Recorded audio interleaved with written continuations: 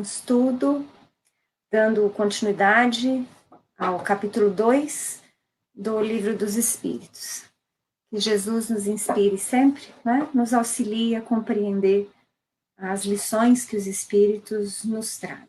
Bom, ontem eu encerrei o nosso estudo comentando a questão 27, e eu achei muito interessante, porque a Amabile, logo após eu finalizar o estudo, ela me mandou uma questão no WhatsApp.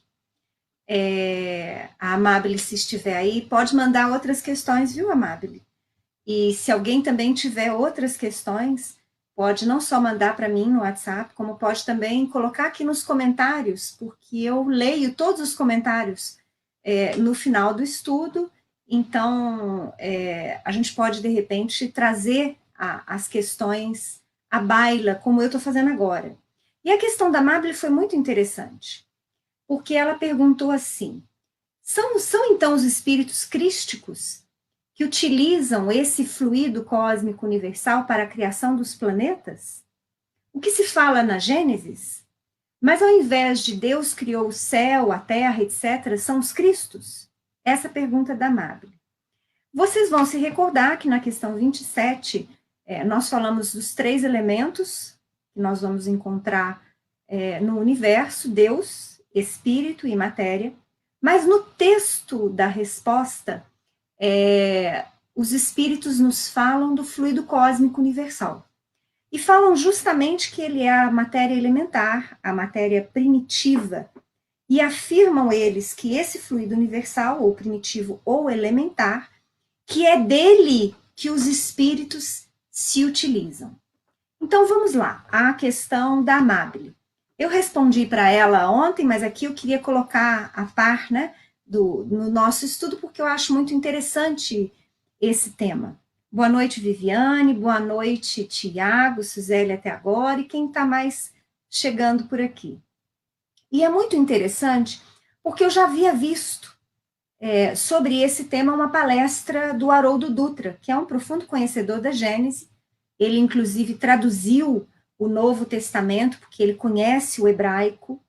E nessa palestra, o Haroldo vem explicar melhor o sentido do que está escrito na Gênese. Quer dizer, a palavra em hebraico utilizada na Gênese e traduzida para nós como sendo Deus, na verdade, em hebraico, ele usa Elohim. E o Haroldo vem explicar, e eu achei realmente, em outras pesquisas, que é isso mesmo. Elohim é um plural. Então, Elohim vai também mudar conforme o contexto em que ele se insere. Daí muitos tradutores e muitos estudiosos acharem que, na verdade, Elohim é Deus, Criador. Mas outros dizendo que Elohim também poderia ter sido utilizado como deuses, anjos ou homens poderosos. É interessante que Elohim é plural, Eloá é que é o singular. E a tradução do hebraico Eloá é divindade, denotando poder, força e majestade. Nós vamos ver o uso de Eloá, segundo alguns estudiosos, falam muito no Antigo Testamento, principalmente no livro de Jó. O escritor do livro de Jó empregou a palavra Eloá 42 vezes, né? Então, colocando o que os espíritos falam no texto dessa resposta à questão 27, colocando essa questão de interpretação que Haroldo apresenta e outros estudiosos apresentam, de que Elohim poderia ter essa conotação plural, nós vamos então pegar o livro A Caminho da Luz, de Emmanuel, e lá no capítulo 1, Emmanuel escreve: rezam as tradições do mundo espiritual que, na direção de todos os fenômenos do nosso sistema, existe uma comunidade de espíritos puros e eleitos pelo Senhor Supremo do Universo, em cujas mãos se conservam as rédeas diretoras da vida de todas as coletividades planetárias. Continua ainda, mas eu vou ler só o próximo trecho. essa comunidade de seres angélicos e perfeitos, da qual é Jesus um dos membros divinos, ao que nos foi dado saber, apenas já se reuniu, e aí ele começa a falar das reuniões que estes seres crísticos, sob a direção de Jesus, no nosso sistema solar, eles se reuniram, então, para definir a formação do sistema, e especificamente, Emmanuel está falando da formação da Terra. Mais adiante um pouquinho, eles ainda vão grafar nessa computação de valores cósmicos, quer dizer, Emmanuel está descrevendo a formação do sistema solar. E especificamente ele está trabalhando da formação da Terra. Para nós, a nossa ciência fala que isso se deu há mais ou menos 4 bilhões e meio de anos atrás. Mas o próprio Emmanuel diz que os nossos cálculos não são assim tão aproximados. Enfim, Emmanuel ainda escreve, nessa computação de valores cósmicos, em que laboram os operários da espiritualidade, sob a orientação misericordiosa do Cristo, delibera-se a formação do satélite terrestre. Prestem atenção. Laboram os operários da espiritualidade, quer dizer, estes seres crísticos, espíritos puros e perfeitos, sob a orientação misericordiosa do Cristo, trabalham eles decidindo a formação do satélite terrestre. E aí nós voltamos lá na resposta à questão 27. Como estes seres crísticos procedem a este trabalho segundo a vontade de Deus, mas de criar, formar sistemas planetários, planetas. É através da manipulação do fluido cósmico universal. Vale dizer que tudo em o universo está imerso neste oceano de energia primitiva, de energia elementar. Nós, encarnados, e mesmo nós ainda, espíritos medianos, podemos assim dizer, nós também somos co-criadores, segundo a vontade do Pai, mas nós conseguimos, por hora, manipular, mexer, modificar elementos físicos ou químicos, dando origem a outros, mas estes elementos que nós manipulamos são todos derivados do fluido cósmico universal. Nós podemos supor que somente os espíritos crísticos, espíritos puros, eles sim, manipulam e dão formação utilizando-se do fluido cósmico universal. Essa matéria primitiva, matéria elementar. Então, respondida a questão da Amable, que eu quis trazer para vocês porque eu achei muito interessante, nós vamos ainda nessa questão 27, vermos a pergunta que Kardec faz na linha A, dessa mesma questão. Esse fluido, ele está falando do fluido cósmico universal, será o que designamos pelo nome de eletricidade? Respondem os espíritos. Dissemos que ele é suscetível de inúmeras combinações. O que chamais fluido elétrico, fluido magnético, são modificações do fluido universal, que não é, propriamente falando, senão matéria mais perfeita, mais sutil e que se pode considerar independente. Ou seja, o fluido cósmico universal, dele surge tudo o que nós conhecemos e ainda o que desconhecemos em relação à matéria do universo. Então, o nosso fluido vital, por exemplo, é esse que nós estudamos, que auxilia na manutenção da vida do nosso corpo físico, funcionando como uma eletricidade, entre aspas, no nosso corpo físico. O nosso fluido vital também deriva do fluido cósmico universal. Então, é isso que Kardec está falando. Kardec não, que os espíritos, que o fluido elétrico é derivado do fluido cósmico universal, o fluido magnético e o fluido vital também. Guardem a informação. Na questão 28, Kardec pergunta por sua vez: pois que o espírito é, em si, alguma coisa, não seria mais exato e menos sujeito à confusão dar aos dois elementos gerais as designações de matéria inerte e matéria inteligente? E aí os espíritos respondem a ele: as palavras pouco nos importam. Compete a vós formular a vossa linguagem, de maneira a vos entenderdes. As vossas controvérsias, porém, quase sempre provém de não vos entenderdes acerca dos termos que empregais, por ser incompleta a vossa linguagem para exprimir o que não vos fere os sentidos. Olha, mais uma vez ele falando. Toda vez que as respostas dos espíritos trouxerem alguma informação desse teor, eu vou ressaltar para vocês.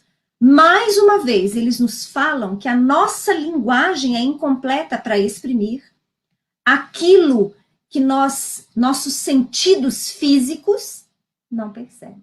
Daí, eles em outros pontos anteriores, e nós vamos ver ainda posteriores, nos dizerem que, por enquanto, nós temos acesso a algumas informações, porque não é possível que nós tenhamos contato com toda a imensidão que existe em um universo em relação à obra da criação, porque nos falta sentido, nos falta faculdade, entre outras palavras, nos falta evoluir.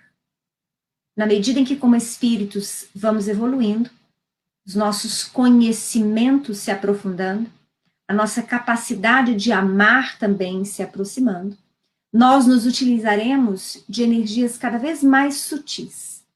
E essas energias cada vez mais sutis imprimirão nos corpos que nós nos utilizamos nas nossas experiências de, digamos assim, funções mais detalhadas, mais específicas, mais pronunciadas. Em outras palavras, como espíritos mais evoluídos, nós veremos mais, ouviremos mais, sentiremos mais, compreenderemos mais, bem mais. Eu acho que nós tivemos um probleminha agora. Retornou? Acho que retornou. Acho que foi rápido, né? Uma boa noite a todos que estão aqui. Alberto, Amabile, Renato, Maria Lúcia, sejam bem-vindos. Vamos dar continuidade, então. Achei que fosse ter uma interrupção da internet, mas foi só um segundo aqui para mim.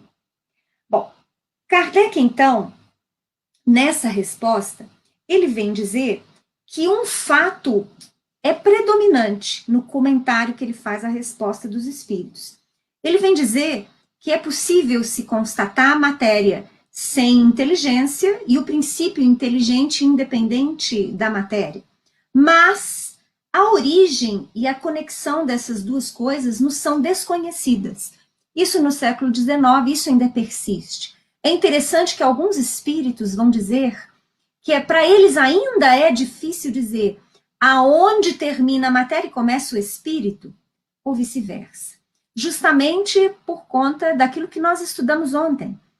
Nós ainda, a nossa realidade como espíritos em escala mediana evolutiva é ainda de necessitarmos nos manifestar pela matéria. Então, até por conta das limitações naturais que nós temos, não tão somente no campo do raciocínio, mas no campo do nosso entendimento, é difícil para nós imaginarmos um ser sem, em absoluto, de matéria, né? Então, nós ainda, a realidade nossa é essa, de precisar da matéria. E Kardec, então, no final do comentário, porque é um comentário um pouco mais extenso, ele fala tanto que a inteligência quanto a matéria, para eles, ela ainda se apresenta distinta, para nós também. E então, por isso que ele o considerou como dois princípios constitutivos do universo. E finaliza ele: vemos, acima de tudo isso, uma inteligência que domina todas as outras, que as governa, que se distingue delas por atributos essenciais. A essa inteligência suprema que chamamos Deus. E aí a gente acaba esse subtítulo, que foi Espírito e Matéria, e vamos entrar agora no estudo, ainda no capítulo 2, de propriedades da matéria. Esse assunto vai ser tratado por Kardec das questões 29 a 34. Na questão 29, Kardec pergunta: a ponderabilidade é um atributo essencial da matéria? Bom, primeiro vamos entender de forma bem simples o que é ponderabilidade da matéria. Bom, matéria ponderável é aquela que nós podemos pesar, medir, avaliar, apalpar. Então, entre outras coisas, quer dizer, traduzindo, Kardec pergunta assim: essa característica da matéria, poder medir, pesar, avaliar, apalpar, é um atributo essencial da matéria? É o que ele quer saber dos espíritos. E eles respondem: da matéria como a entendeis, sim. Não, porém, da matéria considerada fluido universal. Quer dizer, então, da matéria como nós a entendemos, quer dizer, isso que nós podemos apalpar, pesar, medir, avaliar, é uma característica para nós essencial da matéria. Para essa matéria que nós entendemos, é. Mas eles querem dizer com isso que existem matérias em estados que nós não entendemos ainda. E aí eles falam: não, porém, da matéria considerada fluido universal. O que se entende por isso? Que a matéria fluido universal, nós não podemos pesar, não podemos medir, não podemos avaliar e não podemos apalpar. Mas ela ainda é matéria. Continuam eles: a matéria etérea e sutil, que constitui esse fluido, vos é imponderável. Nem por isso, entretanto, deixa de ser o princípio da vossa matéria pesada. Ou seja, hoje fica mais fácil até para a gente entender esse raciocínio.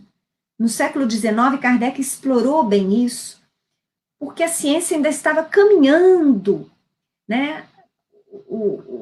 A molécula já havia sido compreendida na ciência do século XIX, e eles já tinham alguma ideia do átomo, mas era ainda uma ideia diferente da que nós temos hoje.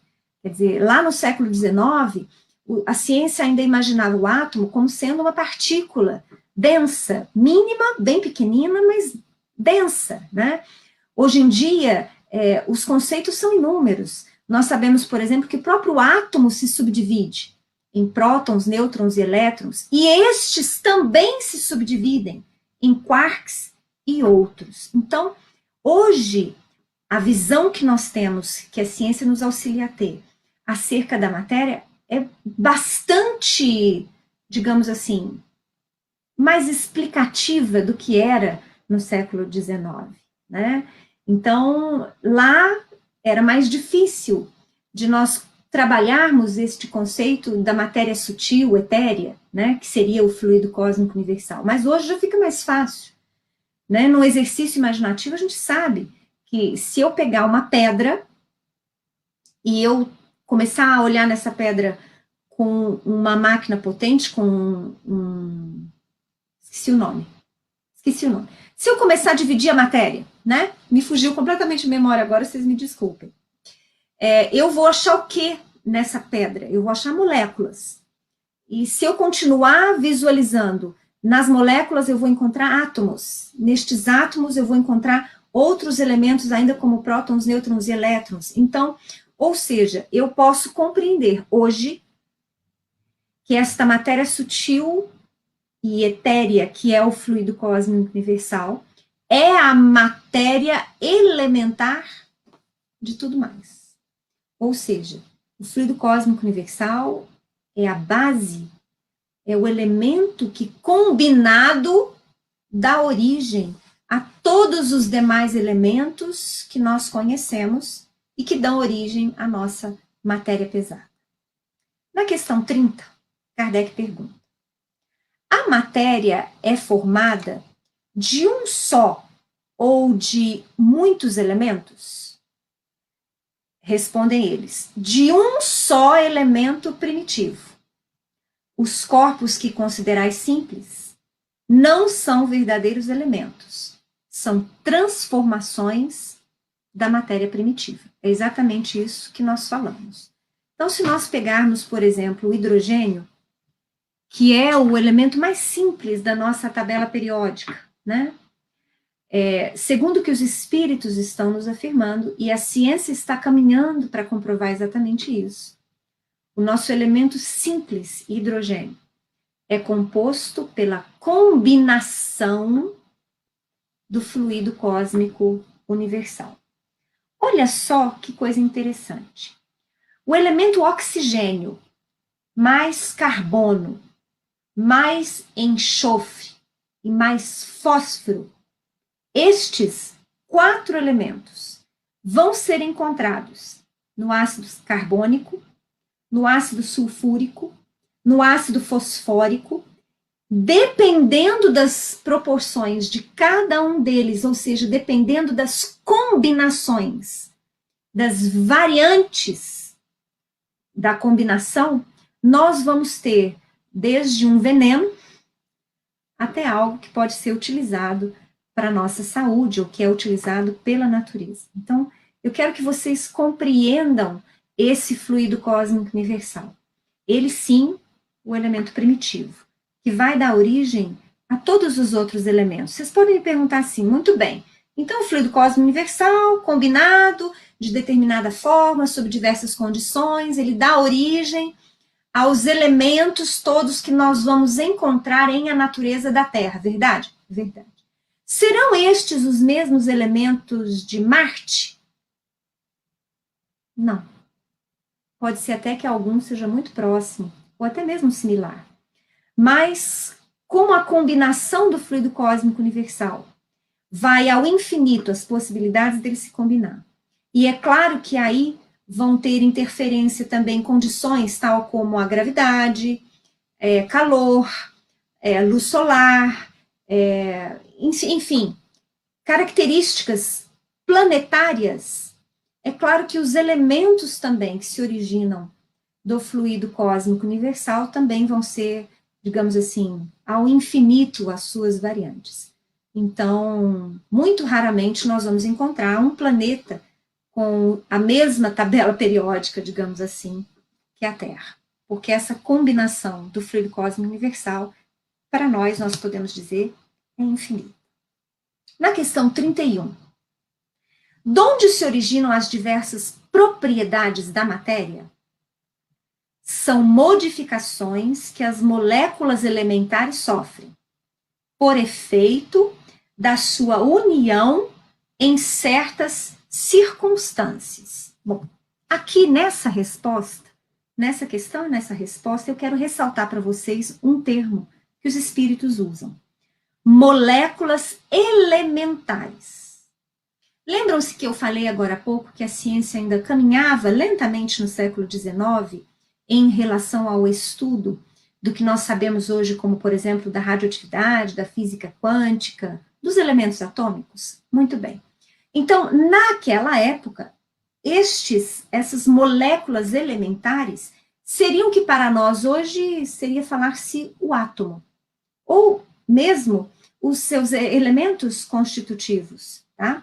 Então, quando Kardec quer saber as propriedades da matéria, os espíritos dizem que são as modificações dessas moléculas elementares, por efeito da sua combinação, que dão origem às propriedades que ela vai apresentar. Eu não falei agora para vocês do ácido carbônico, do ácido sulfúrico, do ácido fosfórico, que apresentam somente variantes de combinação entre os 4 elementos, oxigênio, carbono, enxofre e fósforo? Então, é exatamente isso. Então, a combinação do fluido cósmico universal origina elementos, e estes elementos, combinando-se, dão origem a outros. E aí as propriedades vão surgir justamente destas combinações. Questão 32. De acordo com o que vindes de dizer, os sabores, os odores, as cores, o som As qualidades venenosas ou salutares dos corpos não passam de modificações de uma única substância primitiva? Sem dúvida, respondem eles, e que só existem devido à disposição dos órgãos destinados a percebê-las. Kardec ainda coloca um comentário. A demonstração deste princípio se encontra no fato de que nem todos percebemos as qualidades dos corpos da mesma maneira.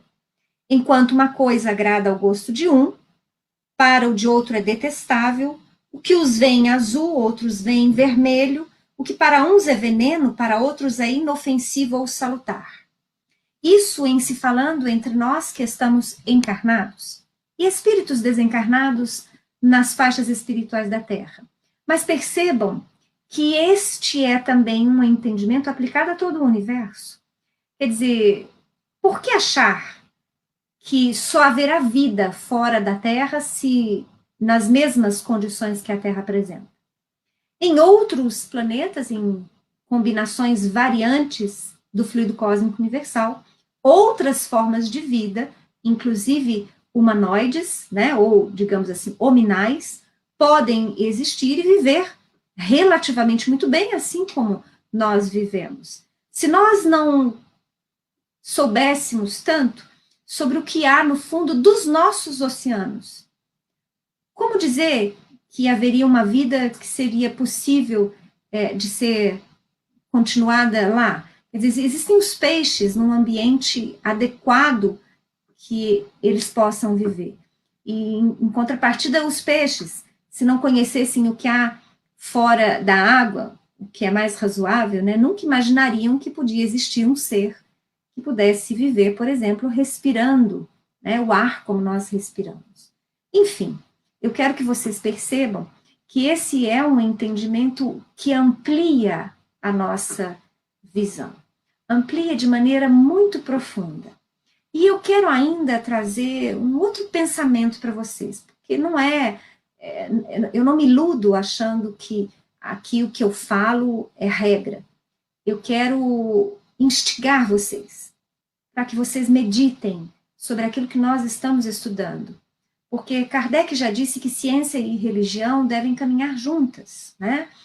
Porque a ciência sem a religião não consegue explicar fenômenos tão somente pelas leis materiais. E a religião sem a ciência, falta a ela apoio, né, confirmação.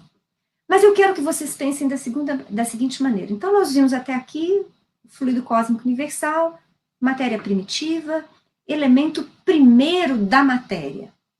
Recordem-se no Evangelho, vou citar uma simples passagem, na qual Jesus, a Amabile, que é perita lá na parábola das bodas, né? Então, Jesus é chamado, né? E ele auxilia na festa que se realiza, transformando água em vinho. Isso é magia? É milagre? Ou será que o Senhor, como Espírito Crístico, com uma potencialidade de sabedoria inimaginável para nós, ou será que ele, detentor de conhecimento para tal, poder mental para tal, no exercício da sua vontade imperiosa, como ele demonstrou várias vezes, ele não saberia modificar a combinação do fluido cósmico universal, modificando-o da combinação que dá origem ao vinho, para que surgisse então, da água, para que surgisse então o vinho. Pensem sobre isso. Quero vocês pensando e meditando e trazendo para mim, né, as questões. Eu já vi aqui que a Amabile já trouxe outra questão. Ela colocou assim: se o fluido cósmico universal é a matéria primitiva, podemos dizer uma essência divina, já que originam tudo, comparado com a questão número 1? O fluido cósmico universal, Amabile, é a matéria criada pelo Criador. Aonde exatamente ele surge, como, nós não sabemos dizer. Mas nós sabemos que essa sim, uma criação divina. Veja bem, eu não estou falando que o fluido cósmico universal é Deus. mas também ele, como matéria primitiva, é criação do Pai. Eu não sei se é isso que você quis dizer. Eu agradeço mais uma vez a presença de todos nessas aulas rápidas que a gente vai tendo. Semana que vem a gente retorna para dar continuidade a partir da questão número 33. Eu agradeço a presença hoje do Carlos Caiafa, da Amabile, que eu falei, da Magali, a Maria Lúcia, e todos os outros que às vezes não estão conseguindo acompanhar ao vivo, mas que depois deixam seus comentários. Então, sintam-se à vontade para quem quiser, tiver perguntas, podem colocar aqui nos comentários, que depois eu olho, ou então podem mandar para o meu WhatsApp. Uma boa noite a todos e um bom descanso.